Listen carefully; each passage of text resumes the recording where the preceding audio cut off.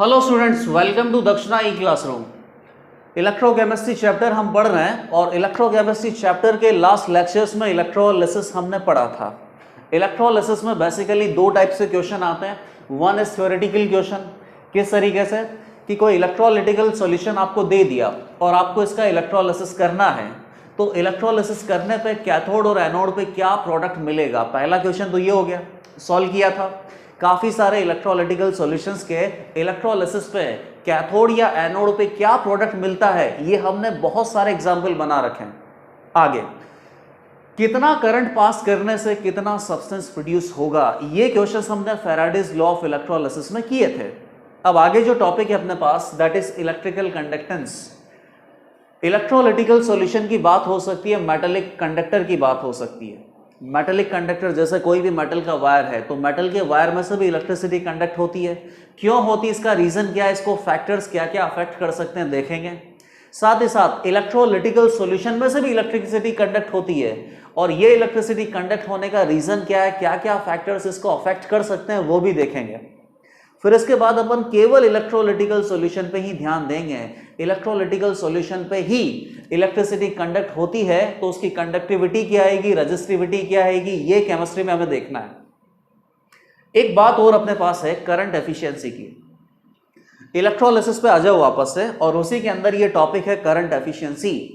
तो एफिशिएंसी जैसे ही आपने वर्ड पढ़ लिया, इसका मतलब आप सोच रहे हैं कि कोई भी एक्सपेरिमेंट अगर आप कर रहे हो, तो उस एक्सपेरिमेंट में कुछ भी वैल्यूज पे अगर आप ध्यान दोगे तो वो वैल्यूज आइडियल वैल्यूज से कम ही आएंगी। वहीं पे एफिशिएंसी की बात आ जाती है। जैसे कि मान लो कि इलेक्ट्रोलिटिकल सॉल्यूशन में से आपने 100 कूलम का चार्ज पास किया, तो क्या सही में इलेक्ट्रोलिटिकल सॉल्यूशन के पास 100 कूलम का चार्ज पहुंचा या नहीं पहुंचा। 100 का पास कर रहे हो, इलेक्ट्रोलिटिकल सॉल्यूशन में 100 कूलम चार्ज पहुंच गया, इसका मतलब कि 100% एफिशिएंसी है। लेकिन ऐसा कभी नहीं होगा, क्योंकि इलेक्ट्रोलिटिकल सेल जो आप बनाते हो और उसके अंदर इलेक्ट्रोलिटिकल सॉल्यूशन डालते हैं, फिर उसके अंदर इलेक्ट्रोड डालते हैं, करंट पास करते हैं, इस सारे सेटअप का भी एक इंटरनल रेजिस्टेंस होता है। तो अगर आप मान लीजिए कि कोई भी पर्टिकुलर करंट पास कर रहे हैं, तो इलेक्ट्रोलिटिकल सॉल्यूशन के पास जो करंट पहुंचेगा वो थोड़ा सा कम ही पहुंचेगा। कितना कम पहुंचेगा, फिर उसको आपको कहां से बताना पड़ेगा, एफिशिएंसी से बताना पड़ेगा। सही है।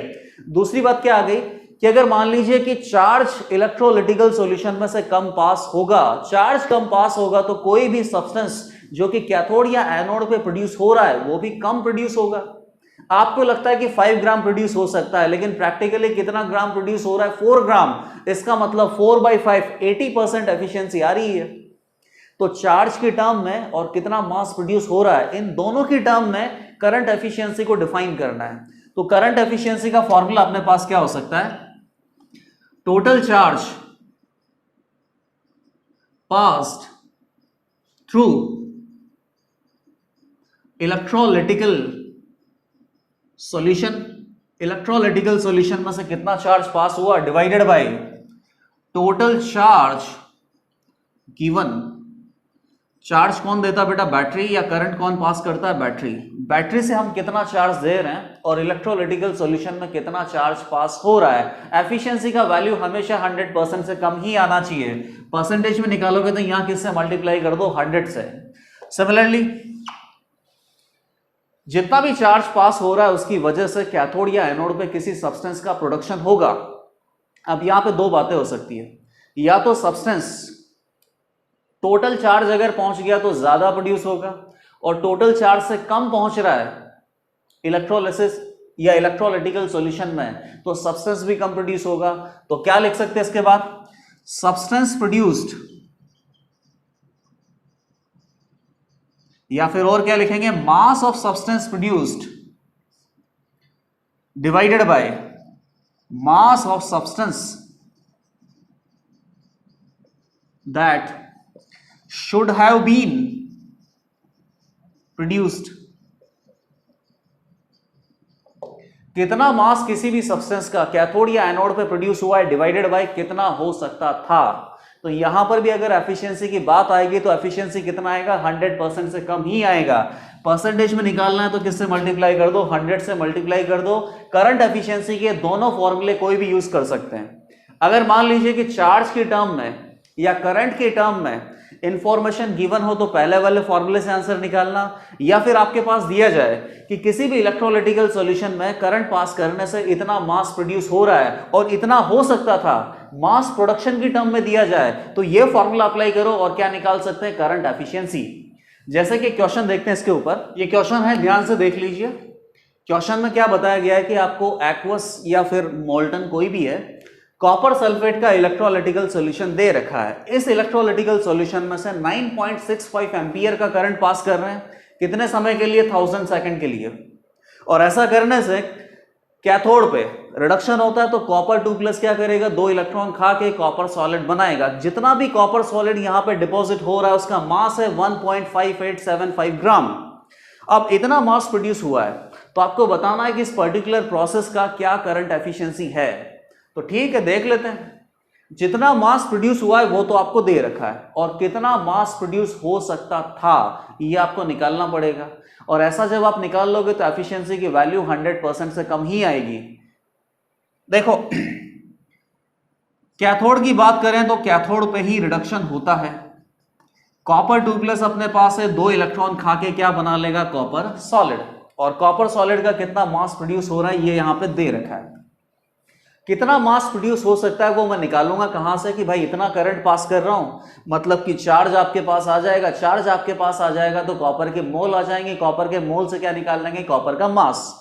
तो बताइए कितना चार्ज पास कर रहे हैं, I मल्टीप्लाइड बाई टी। कितना हो गया, 9.65 मल्टीप्लाइड बाई 1000, तो ये हो गया 9650 कूलम चार्ज पास कर रहे हैं। आपको क्या निकालना है, अगर मोल कंसेप्ट से सॉल्व करना है तो इलेक्ट्रॉन के मोल निकालने हैं। इलेक्ट्रॉन के मोल निकालने के लिए क्या कर सकते हैं कि टोटल चार्ज में 96500 का डिवाइड करो तो इलेक्ट्रॉन के मोल आते हैं। 96500 का डिवाइड ही क्यों करेंगे, क्योंकि एक मोल पे यही चार्ज होता है। तो अगर मोल ऑफ इलेक्ट्रॉन की बात करें तो कितना हो जाएगा, 9650 डिवाइडेड बाई 96500, 1/10 मोल। आगे यहां पे सीधा सीधा लिखा हुआ है कि 2 मोल इलेक्ट्रॉन से 1 मोल कॉपर प्रोड्यूस होता है। 2 मोल से 1 मोल प्रोड्यूस हो रहा है, इसका मतलब कि जस्ट हाफ मोल कॉपर आपको मिलता है इसके कंपैरिजन में। तो अगर मान लीजिए कि इलेक्ट्रॉन के 1/10 मोल हैं तो कॉपर के कितना होगा, 1/20 मोल। और 1/20 मोल का जो भी मास होगा वो निकालूंगा। कितना मास प्रोड्यूस हो रहा है वो मुझे दे रखा है। तो करंट एफिशिएंसी के बारे में फॉर्मूला अप्लाई करके अपन आंसर निकाल सकते हैं कि क्या एफिशिएंसी रहेगी। तो देखिए कितना मास प्रोड्यूस हो रहा है, 1.5875 ग्राम। ये हमें क्वेश्चन में दिया हुआ था। और एक्चुअली में अगर ये सिस्टम 100% एफिशिएंट होता तो कितना मास प्रोड्यूस हो सकता था, कितना मास प्रोड्यूस हो सकता था, 1/20 mole of copper. 1/20 mole copper का मोलर मास कितना होता है, 63.5 मल्टीप्लाइड बाई 100। ये अगर आप निकालोगे तो इससे कितने टाइम्स कट जाएगा, 0.5 टाइम्स। इसका मतलब इस पर्टिकुलर प्रोसेस की जो करंट एफिशिएंसी है वो केवल 50% ही है। नेक्स्ट टॉपिक है अपने पास इलेक्ट्रिकल कंडक्शन। कौन से सब्सटेंसेस ऐसी है जहां से इलेक्ट्रिसिटी फ्लो कर सकता है। तो आपको पता है कि मेटेलिक कंडक्टर होता है, कोई भी मेटेलिक वायर में से इलेक्ट्रिसिटी कंडक्ट होता है। मेटेलिक वायर ही हम कनेक्शन को कंप्लीट करने के लिए, सर्किट को कंप्लीट करने के लिए यूज करते हैं। और इलेक्ट्रोलिसिस में आपने देखा कि इलेक्ट्रोलिटिकल सॉल्यूशन के अंदर से भी इलेक्ट्रिसिटी कंडक्ट होता है। कौन से ऐसे सब्सटेंस होते हैं जहां से इलेक्ट्रिसिटी कंडक्ट हो सकता है, तो उसकी एक पर्टिकुलर रिक्वायरमेंट होती है। क्या रिक्वायरमेंट होती है कि कोई भी ऐसा सब्सटेंस या कोई भी ऐसा सिस्टम जहां पर फ्री इलेक्ट्रॉन्स या फ्री आयंस की अवेलेबिलिटी हो, वहां इलेक्ट्रिसिटी कंडक्ट हो सकता है, चार्ज फ्लो कर सकता है। तो मेटल्स के अंदर क्या होता है, अपने पास चार्ज कैरियर, फ्री इलेक्ट्रॉन होते हैं। और अगर इलेक्ट्रोलिटिकल सॉल्यूशन की बात करें तो इलेक्ट्रोलिटिकल सॉल्यूशन में क्या होता है, फ्री आयंस होते हैं। अब आप बोलोगे कि इलेक्ट्रोलिटिकल सॉल्यूशन में फ्री आयंस है, जैसे मान लो कि NaCl का सॉल्यूशन है तो Na+ and Cl- aqueous ions यहां पर फ्रीली प्रेजेंट है, ये मूव कर सकते हैं, इसलिए इलेक्ट्रोलिटिकल सॉल्यूशन इलेक्ट्रिसिटी कंडक्ट कर सकता है। लेकिन आप बताइए कि मेटेलिक वायर में कहां फ्री इलेक्ट्रॉन है। तो यार मेटेलिक वायर मतलब कि मेटल की बात कर रहे हो, मेटल के अंदर आप बॉन्डिंग किस तरीके से बता सकते हो, मेटेलिक बॉन्डिंग चैप्टर में पढ़ा ही आपने। मेटेलिक बॉन्डिंग को एक्सप्लेन करने का अपने पास एक पर्टिकुलर थ्योरी होती है ना, इलेक्ट्रॉन सी मॉडल। इलेक्ट्रॉन सी मॉडल बेसिकली आपको क्या बताता है कि जैसे मान लो कि एक मेटल का टुकड़ा है, उस मेटल के टुकड़े के अंदर मेटल के एटम्स हैं। अब एटम्स के जो वैलेंस इलेक्ट्रॉन होते हैं ना, ये सारे इलेक्ट्रॉन मिला के क्या बना लेते हैं, सी बना लेते हैं। ये फ्री इलेक्ट्रॉन्स होते हैं बेसिकली। और इस सी के अंदर मेटल के एटम्स बेसिकली तैर रहे हैं। तो मेटलिक वायर के अंदर या मेटल के ब्लॉक के अंदर फ्री इलेक्ट्रॉन्स का प्रेजेंस होता है। इसीलिए फ्री इलेक्ट्रॉन्स के प्रेजेंस की वजह से मेटलिक वायर इलेक्ट्रिकली कंडक्टिंग होता है। सेकंड, अपन इनमें डिफरेंस क्या एस्टेब्लिश कर सकते हैं कि जब इलेक्ट्रिसिटी कंडक्ट होता है तो मैटर का ट्रांसफर होता है, नहीं होता है। तो इलेक्ट्रोलिटिकल सॉल्यूशन में बात करें, चार्ज फ्लो कर रहा है, इलेक्ट्रिसिटी कंडक्ट कर रहा है। चार्ज बेसिकली किसके पास है, आयंस के पास है। आयंस ही यहां पर मूवमेंट करते हैं और Na+ या Cl- अगर मूवमेंट कर रहा है तो मतलब कि मैटर का फ्लो तो हो ही रहा है। लेकिन यहां पर कौन फ्लो करता है, free electrons. Free electrons flow करते हैं, इसका मतलब मैटर का यहां पर ट्रांसफर नहीं हो रहा है। थर्ड पॉइंट पे आते हैं। थर्ड पॉइंट की अगर बात करें तो केमिकल प्रॉपर्टीज चेंज हो जाती हैं क्या इलेक्ट्रिसिटी कंडक्ट होने के बाद। तो एक बात बताओ, आपके घर पे मान लो कि जैसे कि एल्यूमिनियम के वायर से कनेक्शन बना रखे, स्विच ऑन किया आपने, लाइट जल गई, ठीक है। तो बल्ब से लेके स्विच तक एल्यूमिनियम के वायर से कनेक्शन बना हुआ है। बार बार ऐसे स्विच ऑन ऑफ करने से क्या वो एल्यूमिनियम का वायर मतलब कि कॉपर के वायर में चेंज हो जाएगा क्या, या उसकी केमिकल प्रॉपर्टीज चेंज हो जाएगी, है ना। कि बार बार स्विच ऑन ऑफ किया आपने, उसकी केमिकल प्रॉपर्टीज चेंज हो गई और माना कि उसने इलेक्ट्रिसिटी कंडक्शन बंद कर दिया। ऐसा कुछ नहीं होता ना। मेटेलिक वायर में आप कितनी भी बार इलेक्ट्रिसिटी का फ्लो करवाओ, कोई केमिकल चेंज नहीं आता है। लेकिन इलेक्ट्रोलिटिकल सॉल्यूशन में से अगर आप इलेक्ट्रिसिटी फ्लो करवा रहे हो तो केमिकल चेंज या केमिकल प्रॉपर्टीज चेंज हो सकती हैं। यही हमने पढ़ा इलेक्ट्रोलिसिस में कि किसी भी इलेक्ट्रोलिटिकल सॉल्यूशन में से अगर इलेक्ट्रिसिटी फ्लो करवाओगे तो इलेक्ट्रोलिसिस हो सकता है। जो आयंस अपने पास प्रेजेंट है इलेक्ट्रोलिटिकल सॉल्यूशन में, वो कैथोड और एनोड पे जाके ऑक्सीडाइज या रिड्यूस हो सकते हैं। तो पहले जो इलेक्ट्रोलिटिकल सॉल्यूशन था आपके पास, इलेक्ट्रिसिटी कंडक्ट करवाने के बाद कुछ और स्पीशीज का प्रेजेंस वहां पे आ जाएगा। तो यहां केमिकल प्रॉपर्टीज चेंज होती हैं, यहां केमिकल प्रॉपर्टीज चेंज नहीं होती है। अगली बात क्या आ गई कि कौन सा सब्सटेंस, मतलब कि मेटल की बात करें या इलेक्ट्रोलिटिकल सॉल्यूशन की बात करें, इनकी कंडक्टिविटी बेसिकली किस पे डिपेंड करेगी। तो मेटल्स की कंडक्टिविटी किस पे डिपेंड करेगी कि कौन सा मेटल आप ले रहे हो। सही है। जैसे मान लो कि सोडियम मेटल की बात करें, मैग्नीशियम की बात करें, सोडियम के आउटर मोस्ट शेल में कितने इलेक्ट्रॉन होते हैं, एक। तो अगर सोडियम मेटल को इलेक्ट्रॉन सी मॉडल से मैं दिखाऊं तो इलेक्ट्रॉन सी बेसिकली हर सोडियम मेटल से कितना या हर सोडियम एटम से कितना इलेक्ट्रॉन कंट्रीब्यूट कर रहा है, एक एक फ्री इलेक्ट्रॉन सब दे रहे हैं। मैग्नीशियम में कितने फ्री इलेक्ट्रॉन्स आ रहे हैं, दो फ्री इलेक्ट्रॉन्स आ रहे हैं। जितने ज्यादा फ्री इलेक्ट्रॉन्स का अवेलेबिलिटी होगा, जितना ज्यादा फ्री इलेक्ट्रॉन्स मूव कर सकता है, उतना ही ज्यादा कंडक्टिविटी होगा सिस्टम का। तो यहां पर वैलेंस इलेक्ट्रॉन से देखा जा सकता है कि सिस्टम कितना ज्यादा कंडक्टिंग है। यहां किससे देखा जा सकता है कि इलेक्ट्रोलाइट कैसा है। स्ट्रॉन्ग इलेक्ट्रोलाइट है तो स्ट्रॉन्ग इलेक्ट्रोलाइट वाटर में जाके एक्वस स्टेट में जाके कंप्लीटली डिसोशिएट होता है। कंप्लीटली डिसोशिएट होगा तो ज्यादा आयंस की प्रेजेंस होगी, ज्यादा आयंस होंगे तो इलेक्ट्रिकल कंडक्टिविटी क्या आएगी, ज्यादा। वीक इलेक्ट्रोलाइट क्या होता है, 10%, 1%, 5%, 20%, इतना ही डिसोशिएट हो पाता है। डिसोशिएट कम होगा, आयंस का प्रेजेंस कम होगा। आयंस का प्रेजेंस कम होगा, कंडक्टिविटी कम आएगी। तो इसकी कंडक्टिविटी किस पे डिपेंड कर रही है, नेचर ऑफ मेटल पे। इसका कंडक्टिविटी किस पे डिपेंड कर रहा है, नेचर ऑफ इलेक्ट्रोलाइट पे। लास्ट और फिफ्थ वाला जो अपने पास डिफरेंस का पॉइंट है वो क्या है कि अगर आप टेम्परेचर इंक्रीज करते हो तो क्या कंडक्टिविटी बढ़ेगी या रेजिस्टेंस बढ़ेगा, दोनों एक दूसरे के ऑपोजिट हैं। कंडक्टिविटी अगर बढ़ेगी मतलब कि रेजिस्टेंस क्या हो रहा है, कम हो रहा है। तो टेम्परेचर इंक्रीज करने पर मेटेलिक कंडक्टर में क्या होगा और इलेक्ट्रोलिटिकल सॉल्यूशन में क्या होगा।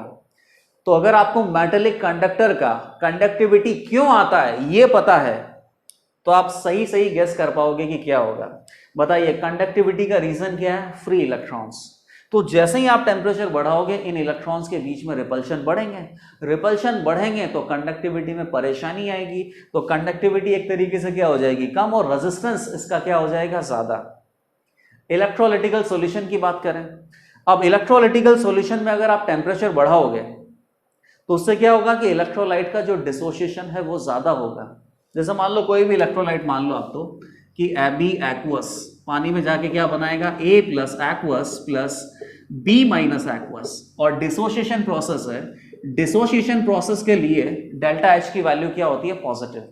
किसी को तोड़ना है तो एंथैल्पी आपको देना ही पड़ेगा। ली चैटलियर प्रिंसिपल से आप देख सकते हो कि टेम्परेचर बढ़ाओगे एंडोथर्मिक प्रोसेस का टेम्परेचर बढ़ाओगे तो प्रोसेस कहां पे जाएगी? आगे की तरफ जाएगी, मतलब कि A प्लस और B माइनस एक्वस आयंस का प्रेजेंस आपको ज्यादा मिलेगा। टेम्परेचर बढ़ाया, डिसोसिएशन ज्यादा होगा तो आयंस की प्रेजेंस ज्यादा होगी। आयंस की प्रेजेंस अगर ज्यादा होगी तो कंडक्टिविटी इंक्रीज हो जाएगी और रेजिस्टेंस डिक्रीज हो जाएगा। ये 5 पॉइंट आपको दे रखे हैं। ये पांचों डिफरेंसेस मेटेलिक कंडक्टर और इलेक्ट्रोलिटिकल सॉल्यूशन के लिए अच्छी तरीके से क्लियर होने चाहिए। ओके, अब क्या बात आती है कि मेटेलिक कंडक्टर, ये तो आप फिजिक्स में डील करना, मैं बेसिकली यहां पे आता हूं इलेक्ट्रोलिटिकल सॉल्यूशन में।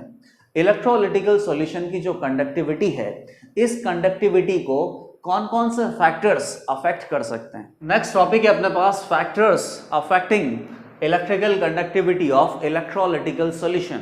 कोई भी इलेक्ट्रोलिटिकल सॉल्यूशन बनाया है तो क्या क्या फैक्टर्स ऐसे हैं जिनकी वजह से कंडक्टिविटी पे असर पड़ सकता है? कंडक्टिविटी या तो ज्यादा हो सकती है या कंडक्टिविटी कम हो सकती है। तो सबसे पहले तो अपन बात करते हैं इलेक्ट्रोलिटिकल सॉल्यूशन की। तो इलेक्ट्रोलिटिकल सॉल्यूशन क्या होता है? जहां पर सॉल्यूशन के अंदर आयंस की प्रेजेंस होती है। तो इलेक्ट्रोलिटिकल सॉल्यूशन अपन सबसे सिंपल कैसे बनाते हैं कि कोई आयनिक कंपाउंड लेते हैं और उसको एक्वस स्टेट में पहुंचा देते हैं, मतलब कि उसमें क्या मिक्स कर देते हैं अपन? वाटर। तो बेसिकली अपने पास आयनिक कंपाउंड क्या हो गया? सॉल्यूट, और ये वाटर क्या हो गया? सॉल्वेंट। सॉल्यूट को सॉल्वेंट में मिक्स करके अगर ये इलेक्ट्रोलाइट है और ये इलेक्ट्रोलाइट सॉल्वेंट में जाके आयंस में डिसोशिएट हो सकता है, तभी जाके हम उसको इलेक्ट्रोलिटिकल सॉल्यूशन बोलेंगे और इलेक्ट्रोलिटिकल सॉल्यूशन में इलेक्ट्रिसिटी कंडक्ट होता है। सॉल्यूट और सॉल्वेंट, इन दोनों की प्रॉपर्टीज, मतलब कि आयनिक कंपाउंड और जो सॉल्वेंट अपने पास वाटर है, इन दोनों की प्रॉपर्टीज पे डिपेंड करेगा कि इलेक्ट्रोलिटिकल सॉल्यूशन की कंडक्टिविटी ज्यादा होगी या कम होगी। तो सबसे पहले तो अपन आ जाते हैं सॉल्यूट पे ही आ जाते हैं। फर्स्ट क्या हो गया? एक फैक्टर हो जाएगा अपने पास सॉल्यूट सॉल्यूट इंटरेक्शंस। सॉल्यूट जैसे मान लेते हैं कि अपन NaCl ही मान लेते हैं ना, तो NaCl अपने पास आयनिक कंपाउंड होता ही है। सॉल्यूट सॉल्यूट इंटरेक्शन से मुझे क्या समझ में आ रहा है कि जो सॉल्यूट के पार्टिकल है उनके खुद के अंदर इंटरेक्शन। सॉल्यूट के पार्टिकल कौन कौन है? कैटायन और एनायन। कैटायन और एनायन के बीच में क्या लगता है? Electrostatic force of attraction. जितना ज्यादा इलेक्ट्रोस्टैटिक फोर्स ऑफ अट्रैक्शन होगा कैटायन और एनायन में, ये दोनों एक दूसरे से चिपके रहेंगे तो फिर एक्वस स्टेट में कैसे जाएंगे? फ्री कैसे होंगे? फ्री नहीं होंगे तो इलेक्ट्रिकल कंडक्टिविटी क्या हो जाएगी? कम। तो बेसिकली सॉल्यूट सॉल्यूट इंटरेक्शन से आप क्या समझते हैं? Force of attraction between cation and anion. अगर ये फोर्स ऑफ अट्रैक्शन कैटायन और एनायन में ज्यादा होगा तो एक दूसरे से ही चिपके हुए होंगे, सॉलिड स्टेट में ही प्रेजेंट होंगे। एक्वस स्टेट मतलब कि फ्री आयंस का प्रेजेंस नहीं मिलेगा, कंडक्टिविटी क्या हो जाएगा? कम हो जाएगा। सेकंड फैक्टर अपने पास क्या हो सकता है कि आप ऐसा करो कि अब सॉल्वेंट पे आ जाओ, मतलब कि वाटर पे आ जाओ। तो एक क्या हो सकता है? Solvent solvent interaction. सही है, सॉल्वेंट अपने पास जैसे कि वाटर है, तो जैसे कि मान लो कि वाटर और वाटर के बीच में क्या इंटरेक्शन होगा? H bonding. H बॉन्डिंग होगा तो क्या होगा कि वाटर और वाटर मॉलिक्यूल पास में है और वाटर के अंदर Na प्लस और Cl माइनस एक्वस प्रेजेंट है। Na प्लस और Cl माइनस एक्वस आयंस जितना फ्री मूवमेंट कर सकते हैं ना, उतनी ज्यादा कंडक्टिविटी होगी।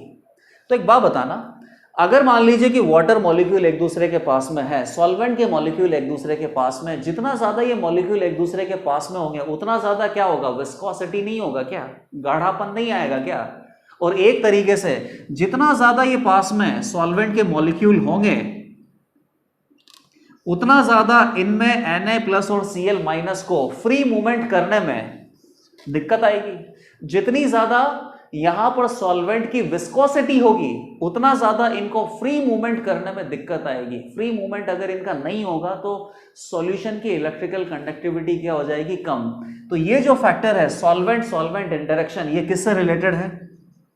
Related to viscosity of solvent, solvent की अगर विस्कोसिटी ज्यादा होगी तो आयंस का फ्री मूवमेंट कम होगा, आयंस का फ्री मूवमेंट कम होगा तो कंडक्टिविटी क्या हो जाएगी, कम हो जाएगी बेटा। इस पे भी डिपेंड कर सकता है ये। थर्ड अपन क्या करते हैं कि सॉल्यूट और सॉल्वेंट दोनों के इंटरेक्शंस पे आ जाते हैं। Solute solvent interaction. अब बताइए Na+ और Cl- का इंटरेक्शन वाटर मॉलिक्यूल के साथ, तो आपको पता ही है कि कोई भी आयनिक कंपाउंड या कोई भी आयंस जब वाटर में होता है, एक्वस स्टेट में होता है, तो वाटर के मॉलिक्यूल उसके पास आ जाते हैं। क्या बोलते हैं बेटा इस प्रोसेस को?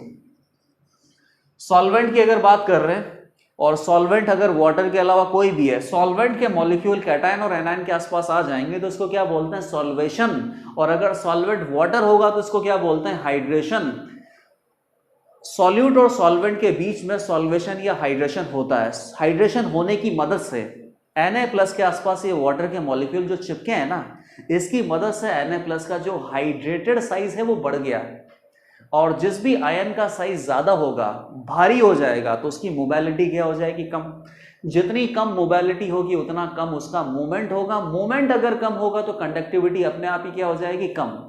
एक्वस स्टेट के अंदर हम कौन सी साइज की बात करते हैं, आयनिक साइज की बात नहीं करते हैं, हाइड्रेटेड साइज की बात करते हैं। और हाइड्रेटेड साइज के ऊपर ही आप मोबाइलिटी को डिसाइड कर सकते हो।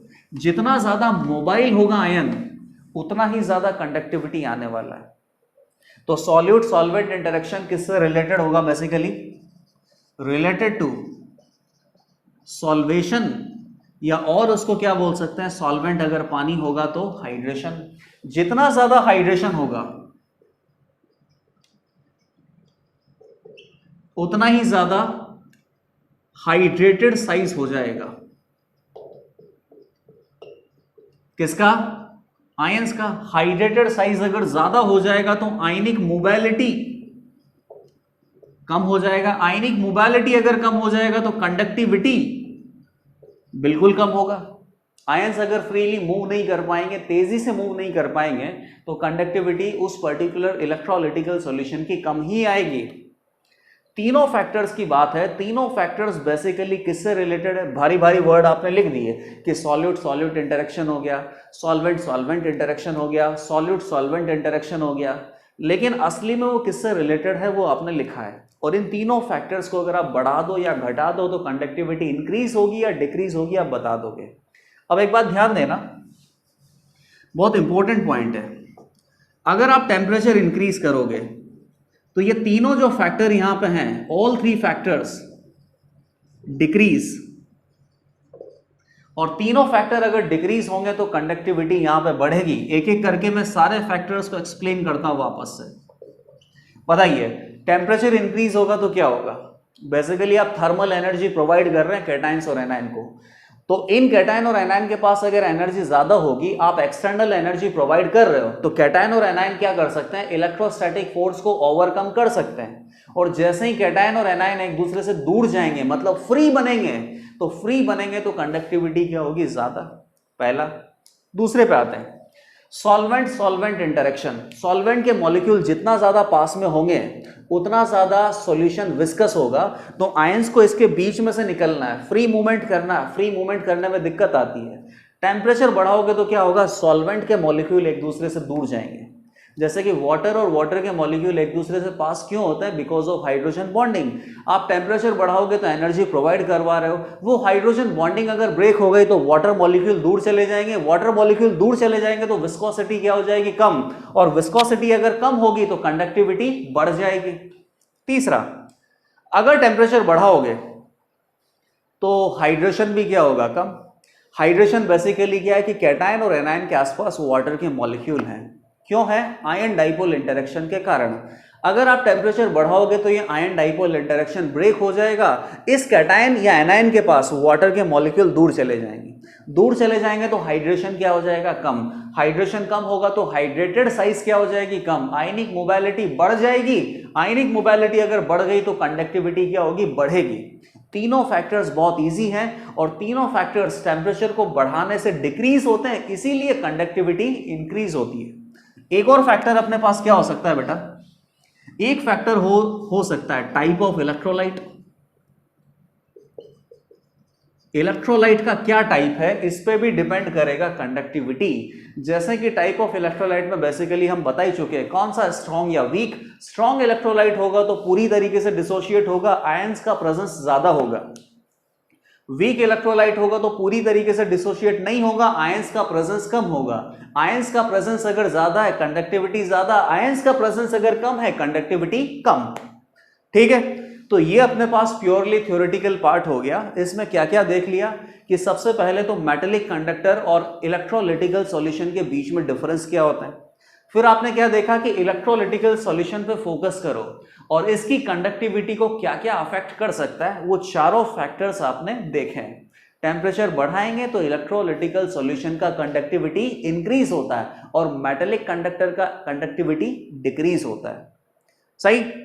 अब इलेक्ट्रोलिटिकल सॉल्यूशन में हम कंडक्टिविटी हो गया, कंडक्टेंस हो गया, रेजिस्टेंस हो गया, रेजिस्टिविटी हो गया, इन सबके फॉर्मूलेज डिस्कस करेंगे और आगे भी चल के अपने पास मोलर कंडक्टिविटी या इक्विवेलेंट कंडक्टिविटी के फॉर्मूले बनेंगे। उन फॉर्मूलों पे बेस्ड क्वेश्चन हमें करने होंगे। ओके, तो नेक्स्ट टॉपिक है अपने पास इलेक्ट्रिकल कंडक्शन। ये स्टार्ट करते हैं हम। इलेक्ट्रिसिटी कंडक्ट हमें बेसिकली इलेक्ट्रोलिटिकल सॉल्यूशन में से ही देखना है, मेटेलिक कंडक्टर के लिए नहीं देखना है। तो सबसे पहले ऐसा करते हैं कि इलेक्ट्रोलिटिकल सेल बना के और उसमें इलेक्ट्रोलिटिकल सॉल्यूशन को फिल कर देते हैं। तो डायग्राम अपने पास कुछ ऐसा होगा। एक कंटेनर है जिसमें कोई इलेक्ट्रोलिटिकल सॉल्यूशन फिल कर दिया है।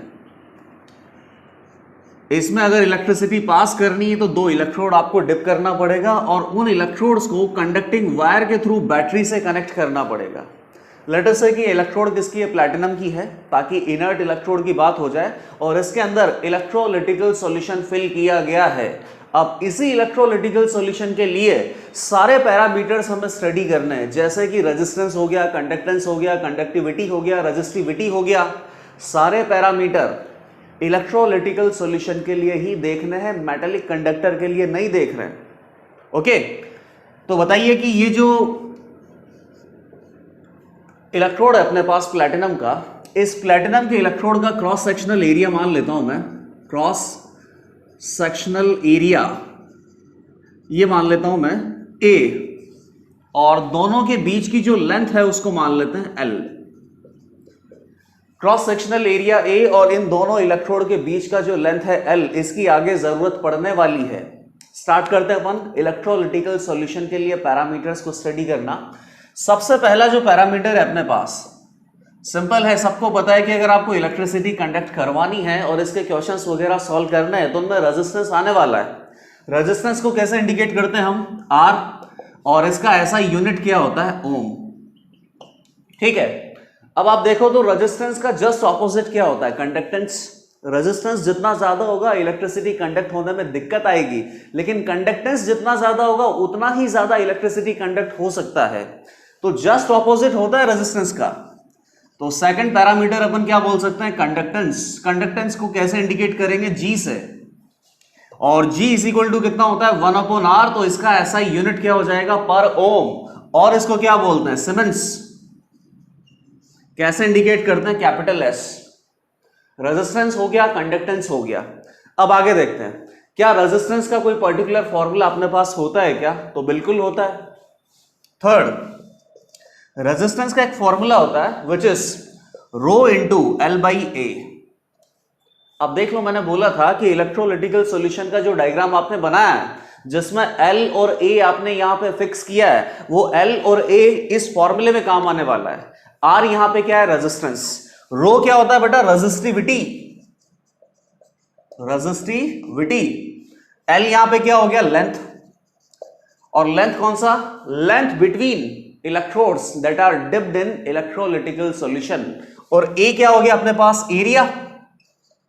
किसका एरिया है बेटा, ये जो भी अपने पास इलेक्ट्रोलिटिकल सॉल्यूशन में इलेक्ट्रोड को डिप कर रखा है उस इलेक्ट्रोड का क्रॉस सेक्शनल एरिया है। R equal to rho into L/A। इस फॉर्मूले का यूटिलाइजेशन भी अपने पास होने वाला है।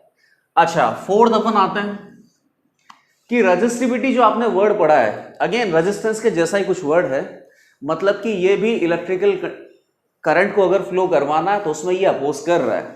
रेजिस्टिविटी का जस्ट ऑपोजिट क्या हो सकता है? कंडक्टिविटी। तो कंडक्टिविटी को हम कैसे इंडिकेट करते हैं? कापा। और कापा बेसिकली क्या होता है? 1/ρ। कंडक्टिविटी जितना ज्यादा होगा सॉल्यूशन का, इलेक्ट्रिकल कंडक्टिविटी जितना ज्यादा होगा सॉल्यूशन का, उसके अंदर से इलेक्ट्रिसिटी का फ्लो उतना ही ज्यादा होगा। आगे आइए, क्या कंडक्टिविटी और कंडक्टेंस में कोई रिलेशनशिप हम बता सकते हैं क्या? तो यही अपने पास एक रिलेशनशिप है, और इसी रिलेशनशिप से मुझे कंडक्टिविटी और कंडक्टेंस का रिलेशनशिप लाना है। तो रिलेशनशिप क्या हो गया?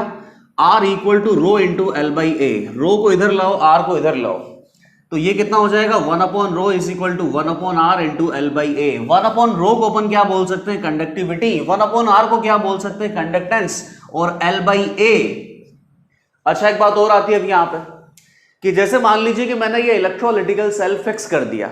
फिक्स करने का क्या मतलब हो गया? इसके अंदर वही दोनों प्लैटिनम का इलेक्ट्रोड होगा, और इन प्लैटिनम के इलेक्ट्रोड्स की बीच की जो डिस्टेंस है L, वो फिक्स कर दी। प्लैटिनम के रोड्स का जो क्रॉस सेक्शनल एरिया है वो फिक्स कर दिया। तो सेल अगर मैंने फिक्स कर दिया और आप इसमें बार बार कोई भी इलेक्ट्रोलाइट को चेंज करके उसके लिए पैरामीटर्स जानना चाहते हैं, जानिए, अच्छी बात है। और हर किसी इलेक्ट्रोलिटिकल सॉल्यूशन का रेजिस्टेंस, कंडक्टेंस, ये सब अलग ही आने वाला है।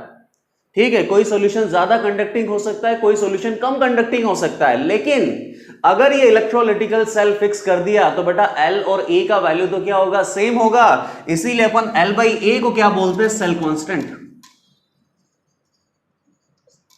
अगर आपने इलेक्ट्रोलिटिकल सेल फिक्स कर दिया तो उस इलेक्ट्रोलिटिकल सेल का L by A, that is cell constant, वो फिक्स ही होगा।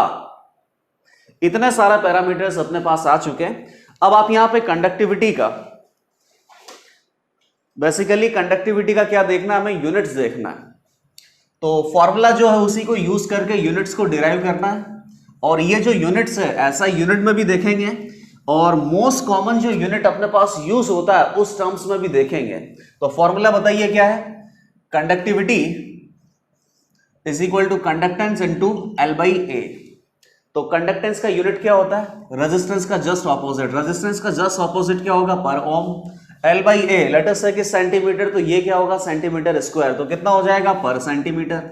इस यूनिट में आपको कंडक्टिविटी बहुत ज्यादा मिलने वाली है। लेकिन अगर ऐसा यूनिट की बात की जाए तो कंडक्टिविटी इज इक्वल टू कितना हो जाएगा? Per ohm. Meter divided by meter square, तो कितना हो जाएगा? पर मीटर। दोनों यूनिट्स आपको ध्यान में रखना है। और मोस्टली जो कंडक्टिविटी ऑफ इलेक्ट्रोलिटिकल सॉल्यूशन का वैल्यू आपको दिया जाएगा वो किस में दिया जाएगा? पर ओम पर सेंटीमीटर। कंडक्टिविटी का ये यूनिट आपके दिमाग में एकदम फिट बैठ जाना चाहिए। बहुत सवाल इसी से सॉल्व होंगे। कभी कभी अगर मान लो कि आपको ये समझ में नहीं आया कि आपको पैरामीटर दे क्या रखा है, तो यूनिट से भी पता चल जाएगा। पर ओम मतलब क्या होता है? कंडक्टेंस दे रखा है। पर ओम पर सेंटीमीटर मतलब क्या दे रखा है? कंडक्टिविटी दे रखा है। आगे देखते हैं फॉर्मूला। वही रेजिस्टेंस का फॉर्मूला यूज करते हैं जिसमें रेजिस्टिविटी का वैल्यू था।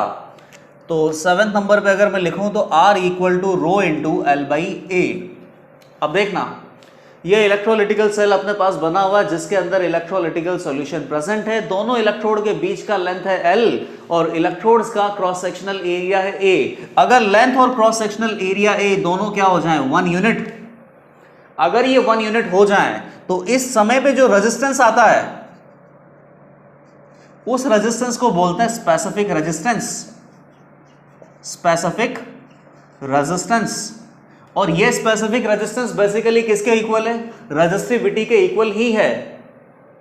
ठीक है, स्पेसिफिक रेजिस्टेंस अगर बोला जाए तो स्पेसिफिक रेजिस्टेंस का मतलब क्या होगा? रेजिस्टिविटी ही होगा। एक बात और ध्यान दो, स्पेसिफिक रेजिस्टेंस का उल्टा क्या होगा? Specific conductance. सही है। और स्पेसिफिक कंडक्टेंस क्या हो जाएगा? 1/ρ। 1/ρ केस बेसिकली क्या होता है? कंडक्टिविटी। स्पेसिफिक रेजिस्टेंस कितना होता है? रो के बराबर। तो स्पेसिफिक कंडक्टेंस कितना हो जाएगा? 1/ρ, मतलब कि कंडक्टिविटी के बराबर। इसी फॉर्मूले को वापस से आगे बढ़ाते हैं। 6 नंबर पे जो फॉर्मूला अपने पास है, conductivity K is equal to conductance multiplied by L by A. L और ए का वैल्यू अगर 1 यूनिट हो जाए तो बताइए, जब 1 यूनिट हो जाता है तो रेजिस्टेंस को क्या बोलते हैं? Specific resistance. कंडक्टिविटी को क्या बोलते हैं?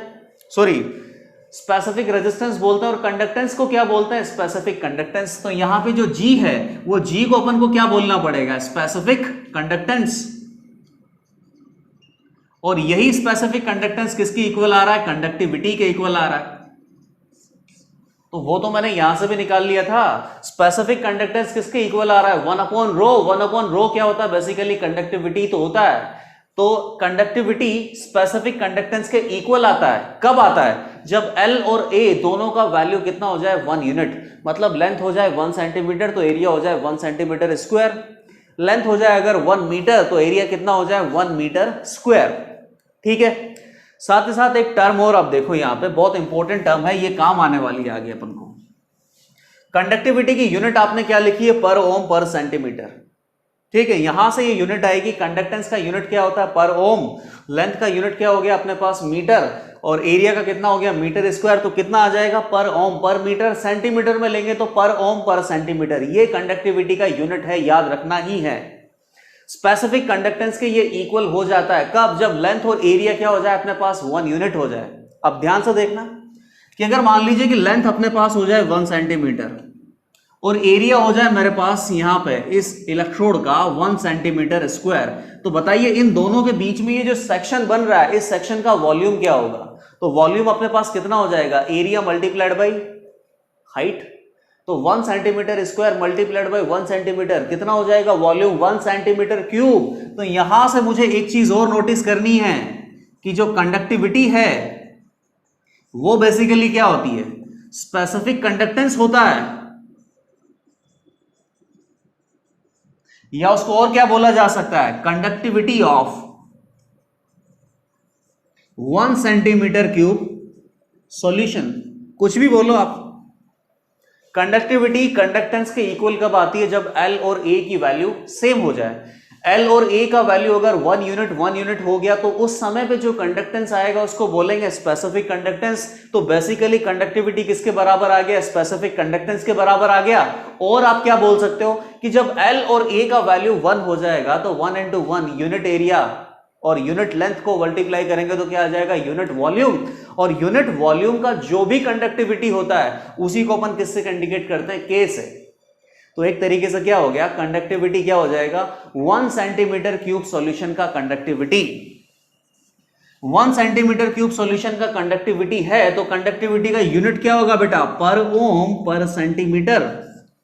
और अगर मान लो कि एरिया हो गया 1 मीटर स्क्वायर और लेंथ हो गया 1 मीटर, तब यहां पे वॉल्यूम कितना बनेगा? 1 metre cube. 1 metre cube solution का जो कंडक्टिविटी होगा उसको क्या बोलेंगे? कंडक्टिविटी ही बोलेंगे। लेकिन इस बार कंडक्टिविटी का यूनिट अपने पास क्या आ जाएगा? पर ओम पर मीटर, ये वाला यूनिट आ जाएगा। तो डिपेंड करता है कि कंडक्टिविटी आपको क्या दे रखी है। कंडक्टिविटी के यूनिट से आप समझ लोगे। अगर पर ओम पर सेंटीमीटर दे रखा है तो क्या समझोगे? Conductivity of 1 centimetre cube electrolytical solution. Per ohm पर मीटर दे रखा है तो क्या समझोगे? Conductivity of 1 metre cube electrolytical solution. ठीक है, सारे रिलेशनशिप पढ़ लिए। अब रिलेशनशिप पढ़ने के बाद आगे के जो रिलेशनशिप आएंगे, मोलर कंडक्टिविटी, इक्विवेलेंट कंडक्टिविटी, वो सब आगे डील करेंगे। लेकिन उसके पहले हम एक पर्टिकुलर एक्सपेरिमेंट करेंगे। वो एक्सपेरिमेंट अपने पास क्या है कि ये जो इलेक्ट्रोलिटिकल सॉल्यूशन में बना रहा हूं, इस इलेक्ट्रोलिटिकल सॉल्यूशन का रेजिस्टेंस कैसे निकालूं? क्योंकि अगर मुझे रेजिस्टेंस निकालना आ गया तो मुझे कंडक्टेंस निकालना आ जाएगा। कंडक्टेंस निकालना आ जाएगा, रेजिस्टिविटी, कंडक्टिविटी सब निकाल लूंगा। लेकिन पहले रेजिस्टेंस तो निकालो मैं इसका। तो इस पर्टिकुलर इलेक्ट्रोलिटिकल सॉल्यूशन का रेजिस्टेंस निकालने के लिए आपको क्या करना पड़ता है? एक एक्सपेरिमेंट करना पड़ता है। एक्सपेरिमेंट बेसिकली किस पे बेस्ड है? Wheatstone bridge. व्हीटस्टोन ब्रिज आपने देखा हुआ है इलेक्ट्रोस्टैट में। बहुत सिंपल सा उसका सेटअप होता है और उसका वर्किंग कंसेप्ट क्या होता है वो भी आपको पता है। तो व्हीटस्टोन ब्रिज बना देता हूं मैं।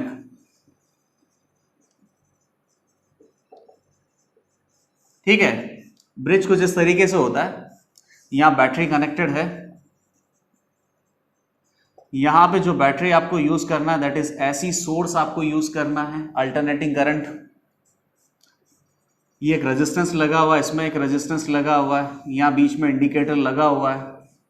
यहाँ पर भी मैं एक रेजिस्टेंस फिट करूंगा, इधर एक रेजिस्टेंस लगा हुआ है। ये वैल्यू है R1, R2, R3।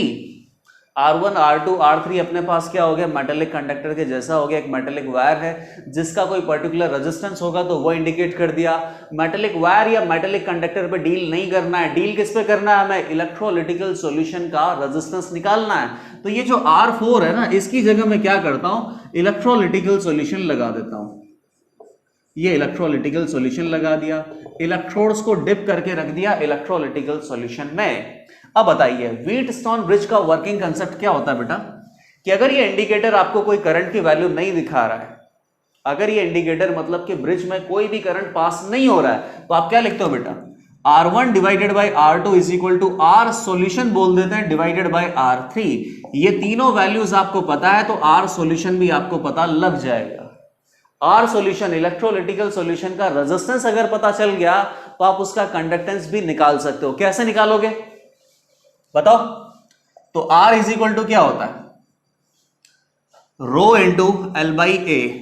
रेजिस्टेंस पता चल गया तो कंडक्टेंस तो वैसे ही आ जाएगा, क्योंकि रेजिस्टेंस का ऑपोजिट क्या होता है, कंडक्टेंस। आप बोलो कि उसकी रेजिस्टिविटी कैसे निकालोगे, कंडक्टिविटी कैसे निकालोगे, तो कंडक्टिविटी या रेजिस्टिविटी निकालने के लिए ये फॉर्मूला यूज करना पड़ेगा। इस फॉर्मूले अपने पास क्या है, एल और ए।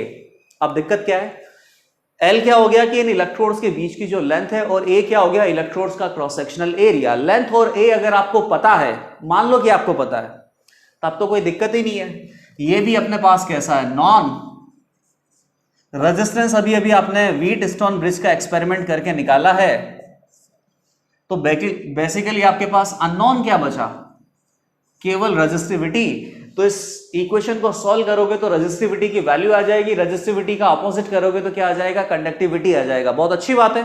लेकिन अगर आपको मान लीजिए कि एल बाई ए का वैल्यू नहीं पता है, मतलब कि लेंथ और क्रॉस सेक्शनल एरिया इलेक्ट्रोलिटिकल सेल का नहीं पता है, आपको मतलब कि कहीं से भी एक इलेक्ट्रोलिटिकल सेल लाके दिया है जिसको आपको ऑब्जर्व नहीं करने दिया, आपको नहीं निकालने दिया कि इलेक्ट्रोड का एरिया क्या है और इलेक्ट्रोड के बीच की लेंथ क्या है, तब कैसे करेंगे।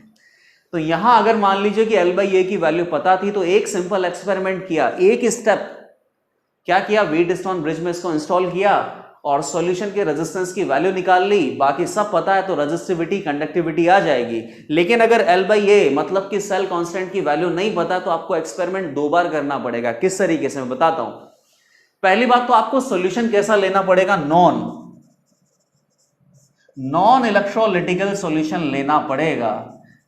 तो मतलब उसकी कंडक्टिविटी आपको क्या होगी, नॉन, या रेजिस्टिविटी क्या होगी, नॉन सॉल्यूशन लेना पड़ेगा। तब जाके आप पहले तो क्या करोगे, सेल कांस्टेंट की वैल्यू निकालोगे, और जब सेल कांस्टेंट का वैल्यू आ जाएगा फिर एक अननोन सॉल्यूशन ले लो आप, उस अननोन सॉल्यूशन का रेजिस्टिविटी या कंडक्टिविटी कितना होगा वो सेकंड स्टेप में निकाल लेंगे। तो पहले क्या करेंगे, व्हीटस्टोन ब्रिज का इस्तेमाल किया, इलेक्ट्रोलिटिकल सॉल्यूशन का रेजिस्टेंस मैंने निकाला, कितना आएगा, रो इंटू एल बाई ए। अब बताइए आपने जो सॉल्यूशन लिया है वो नॉन है, तो उस सॉल्यूशन की कंडक्टिविटी पता है, मतलब कि रेजिस्टिविटी पता है। सॉल्यूशन का रेजिस्टेंस आपने अभी भी एक्सपेरिमेंट करके निकाला है, दोनों वैल्यू पता है, तो आपको क्या पता चल जाएगा, सेल कांस्टेंट। ठीक है। और जब सेल कांस्टेंट पता चल गया तो आप क्या करो, स्टेप 2 लगाओ। ये स्टेप 1 हो गया। स्टेप 2 में क्या करोगे, अननोन सॉल्यूशन लेंगे, कोई भी इलेक्ट्रोलिटिकल सॉल्यूशन ले लिया, उस इलेक्ट्रोलिटिकल सॉल्यूशन का रेजिस्टेंस तो आपको पता चल ही जाएगा। आपको क्या पता करना है, रेजिस्टिविटी या कंडक्टिविटी, कोई दिक्कत नहीं है। तो आर सॉल्यूशन जो कि आपको पता है is equal to resistivity into L by A, और पहले एक्सपेरिमेंट से आपने सेल कांस्टेंट भी पता कर लिया है। सेल कांस्टेंट पता चल गया, रेजिस्टेंस पता चल गया, तो क्या पता चलेगा, अननोन सॉल्यूशन का रेजिस्टिविटी। रेजिस्टिविटी का ऑपोजिट करोगे तो क्या पता चल जाएगा, कंडक्टिविटी। सही है। बैटरी यहां पे कैसा रखना, एसी सोर्स रखना है। अगर डीसी सोर्स रखोगे तो क्या होगा, यहां से जो करंट पास होगा इलेक्ट्रोलिटिकल सॉल्यूशन में, ये इलेक्ट्रोलिसिस करवा देगा। इस पर्टिकुलर इलेक्ट्रोलिटिकल सॉल्यूशन की केमिकल प्रॉपर्टीज चेंज हो जाएंगी, कैथोड पे रिडक्शन हो जाएगा, एनोड पे ऑक्सीडेशन हो जाएगा, और सेटिस्फैक्टरी रिजल्ट आपको नहीं मिलने वाले। साथ ही साथ वर्किंग कंसेप्ट आपको व्हीटस्टोन ब्रिज का पता होना चाहिए। ये व्हीटस्टोन ब्रिज अगर वर्क कर रहा है तब जाके आप ये रिलेशन को यूज करके और सॉल्यूशन का रेजिस्टेंस निकाल सकते हैं। ठीक है।